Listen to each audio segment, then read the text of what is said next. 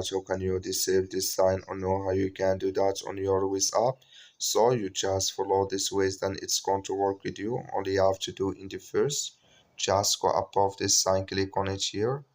So then it's going to show for you a list like this. You click here on settings. Sorry. You click here on settings here.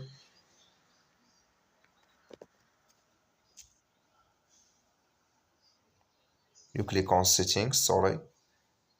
Then it's going to take you to this list. You just scrolling down here until you will find your notifications. Click on it until it's going to show for you like this. In this list, you just scrolling down here until you will find here planet drives reminders. Just click in this sign or this color.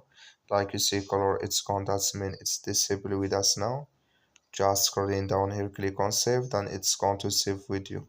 That's all you have to do. That's all. Thank you for watching. Don't forget to support us by liking and subscribe.